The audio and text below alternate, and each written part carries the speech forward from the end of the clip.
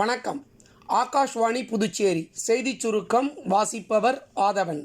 விக்சித் பாரதத்திற்காக அசாமில் semi conductor எல்லைகளை மேம்படுத்துதல் என்ற அமர்வில் உரையாற்றிய மத்திய தகவல் மற்றும் ஒலிபரப்பு அமைச்சர் திரு அஸ்வினி வைஷ்ணவ், அசாம் மாநிலத்தின் வளர்ச்சிக்காக மத்திய அரசு முழு வீச்சுடன் பாடுபடுவதால் அசாம் இந்தியாவின் வளர்ச்சி இயந்திரமாக இருக்கும் என்று கூறினார்.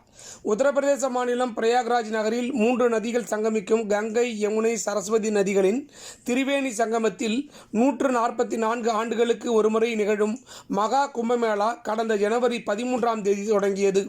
நாடு முழுவதும் இருந்தும் கோடிக்கணக்கான மக்கள் அங்கு குவிந்து புனித நீராடினர். நேற்று வரை மகா கும்பமேளாவில் 63 கோடி பக்தர்கள் புனித நீராடி உள்ளதாக உத்தரப்பிரதேச அரசு தெரிவித்துள்ளது. இன்று மகா சிவராத்திரியுடன் மகா கும்பமேளா நிறைவு பெறுகிறது. இன்று பக்தர்கள் அதிக எண்ணிக்கையில் புனித நீராட வருவார்கள் என்பதால் உத்தரப்பிரதேச அரசு பன்மடங்கு பாதுகாப்பு மற்றும் பல்வேறு கட்டுப்பாட்டு நடவடிக்கைகளையும் மேற்கொண்டுள்ளது.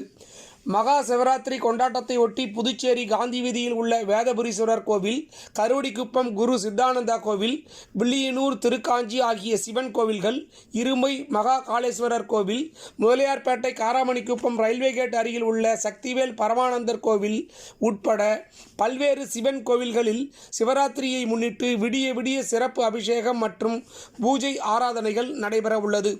மத்திய கல்வி அமைச்சகத்தின் சார்பில் நடந்த வீர கதா போட்டியில் தேசிய அளவில் வெற்றி பெற்ற புதுச்சேரியைச் சேர்ந்த மாணவர்கள் வ.உ.சி. அரசு மேல்நிலைப்பள்ளி மாணவர் செல்வன் விஜய் விபேஷ்குமார், விவேகானந்தா ஆண்கள் அரசு மேல்நிலைப்பள்ளி மாணவர் செல்வன் முகமது தாஜுதீன், வள்ளலார் அரசு மேல்நிலைப்பள்ளி மாணவி செல்வி குகானா ஆகியோர் புதுச்சேரி முதலமைச்சர் திரு ரங்கசாமி, கல்வி அமைச்சர் திரு நமச்சிவாயம், விவசாயத்துறை அமைச்சர் திரு தேனி ஜெயக்குமார் ஆகியோரை சந்தித்து வாழ்த்து பெற்றனர்.